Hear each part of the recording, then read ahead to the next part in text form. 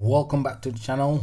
This is Octane, your host, and today we're taking a look at puzzle deck combinations, and the event is in full swing and I'm really enjoying the event. I'm enjoying the SnowBrawl. So this is one of the combinations that I'm using, and this one works really well. This one is really fast. It's when it comes to power, it's not extremely powerful, but it's powerful enough to take down the boss as it is at the moment. So at the moment, the bosses are not really powerful. In a few days, we will get more powerful boss. That's probably on Saturday. But this one is working quite well for me at the moment. So this one is a combination of Supreme Elohim. And Supreme Elohim will increase Light Slayer attack by 140% for 3 turns. And it creates 6 light power gem 5s. It's got a 3 turn cooldown. It's got a passive which is really good. I love the passive on this. Well, it's got 2 passive, but there is one particular passive on it, which is the first passive, which I really love. It creates 2 light power gem 4s every time an attack or damage buff is activated. This can be triggered unlimited time. This is really good. This is where I'm getting most of my gems, my power gems from. The second passive, at the end of each turn, it heals for 2000% of your recovery. If you are affected by an attack, or damage buff. Because we've got lots of card on this combination that gives us attack buff, both of these passive will activate every single turn. This one is the current ultimate form, Silent Knights. Really like this one as well. I don't think it's as brilliant as Supreme Elohim, but it's quite nice. It creates 8 light power gem 6s. It also increases Light Slayer attack by 20% for 1 turn. It's got a 1 turn cooldown, which is really good. And it's got 2 passive as well. The first passive, whenever another Light Slayer activates their battle skill, it creates 1 light power gem 6, which is really good. Second one, whenever this hero attacks, it heals for 1000% of your recovery for each Light Slayer that attacks alongside him. So it's a full team of Light Slayer, so that one will give us 5000% heal. So we've got a lot of heal, we've got a lot of gem production. And at the bottom of the card, there is also another buff. This era gains 25% attack and recovery for every Light Slayer ultimate hero that is on board. So currently we're running 3, I think it's 3 or 4 Light Slayer hero on this one. Probably it's not this one, probably it's the next combination. So this is another card from the Elohim combination. This is a Master Collection card, and this is Avatar of Justice, and this one does practically the same thing as Supreme Elohim. It increases Light Slayer attack by 140% for 3 turns, and it's got the passive that creates 2 power gem 4s every time an attack or damage buff is activated. So this one is really good. I've got 2 copies of this. However, the combination only needs 1. It only needs Supreme Elohim anyway, so but we're running 2 just in case. So Rudolph Slay Lead. This is a Master Collection card. Now the Master Collection card for this deck is also really good. It creates 8 light power gem 6s and increase Light Slayer attack by 20% for 1 turn. It's got a 1 turn cooldown as well. This is the ultra rare. I know the Master Collection card has got 2 turn cooldown, and ultra rare has got 1 turn cooldown. So this one must be the ultra rare because it's only got a 1 turn cooldown. This is the ultra rare.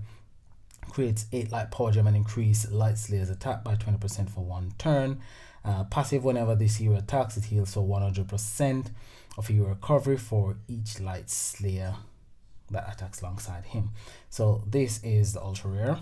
Let's look at the next card, which is Apocalypse Hellboy. So Apocalypse Hellboy is not really a brilliant card. I don't think it's the most impressive ultimate form that I've got in my collection. I think it's one of the worst anyway, but on this combination it really brings the deck to life, primarily because on the first turn, when the relics generate all the gems and populate the board, when they crush and you create all your power gems, this one's passive will kick in.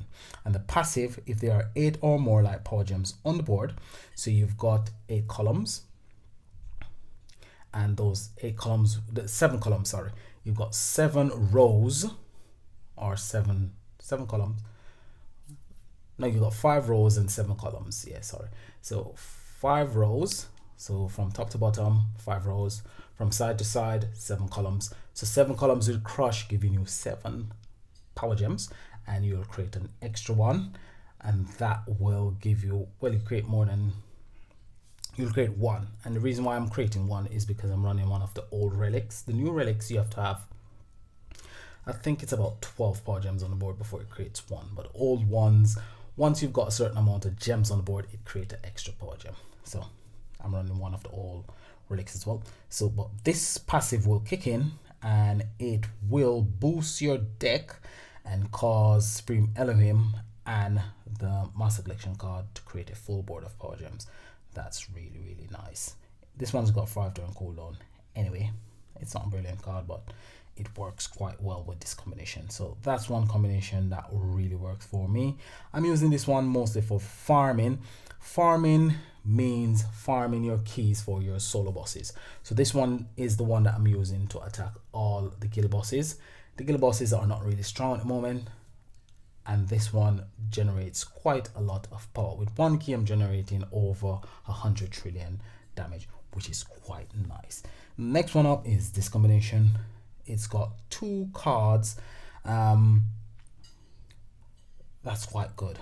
So this one uses, again, Silent Knights. It uses the ultra rare from the Silent Knight deck, Supreme Elohim, and it uses this one, Enlightened Yokai. And the reason why I'm running Enlightened Yokai on this combination is because Enlightened Yokai actually gives us an attack boost, which we know will trigger Supreme Elohim's passive skill.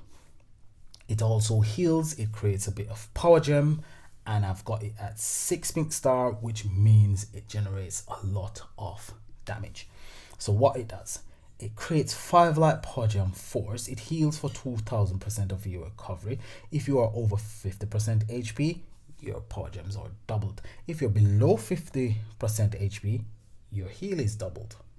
Okay, it's got 2 passive. The first passive, whenever 8 light power gem 1s or greater are on the board, it decreases the damage taken by up to 16% for 1 turn. It starts at 4% and increase by 4% based on skill point. Every 100 skill point give you 4%. Now, the second one, whenever a healing battle skill is used, which when you activate this card's battle skill, it heals as well. It will trigger its own passive. However, we've got another card. We got a few cards on the deck anyway that heals, so that one will always be triggered. So the next one, whenever a healing battle skill is used, it increases the attack. It increases self-attack by 100% and creates 3 light power gem freeze. Can be triggered once per turn. Next card up is this one, Auspicious Garden. Auspicious Garden is quite nice. I really enjoy using this card on this combination. What it does, it adds 2 stock of prosperity. Then it creates 3 power gem 5s plus 1 additional for every 100 beast killer intensity. We're not gonna pay too much mind to that part because we're not gonna really wait to generate a lot of intensity to create extra power gems. We're not relying on that. It also heals for 600% of your recovery per stock of prosperity. We've got a lot of heals, so that's neither here nor there. Prosperity increases light slayer attack by 30%. Now that's the part that we're looking for. That will also trigger Supreme's Halloween passive again, and it will reduce damage taken by 5% per stack. 1 stack is removed at the end of each turn, maximum 6 stacks. It got a 3 turn cooldown. It's got 2 passive as well. The first passive, it starts the battle with 2 additional stocks of prosperity. Second passive, This hero dispels one enemy buff when it attacks. It's got 3 turn cooldown. That passive has got a 3 turn cooldown, so that one is not too bad. So there is quite a few combination you can actually use.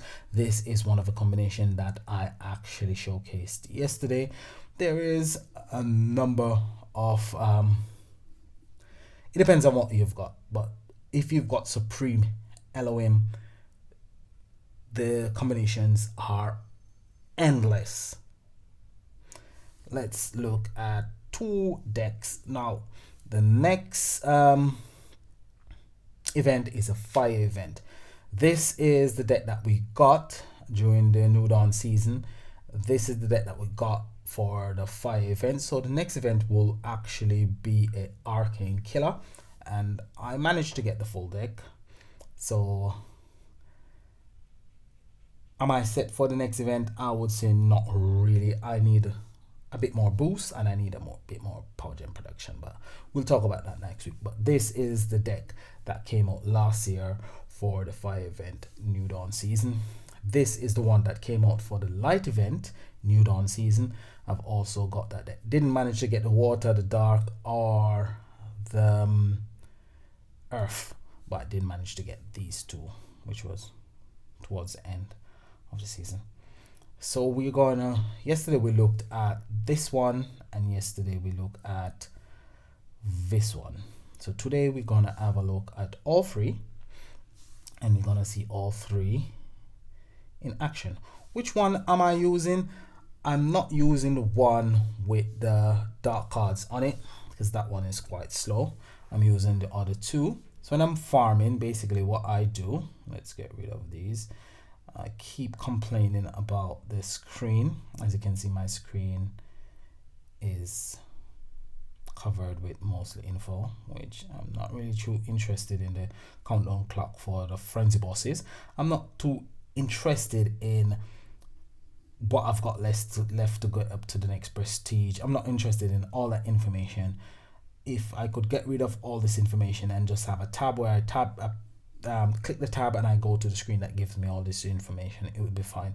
I need to see the bosses when I'm actually playing, but I can't see the bosses. So let's go and attack this boss.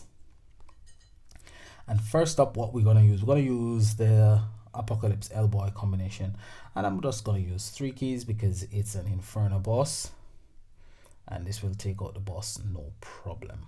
Now I can play one of 2 ways. I can activate all my cards, or I can just swap the row of power gems that's going to be created. So there we go, full board of power gems, and I can just swap it, and that should take out the boss. Or if it's a stronger boss, I can activate all my cards. Now, how would I actually activate all my cards? I'll show you when the bosses get stronger what I will actually do to get. So this boss will probably die. I haven't really got a boss with eye health where I could actually, let's take out this one because it's an off affinity boss, and let's see if we can actually get to the the second turn,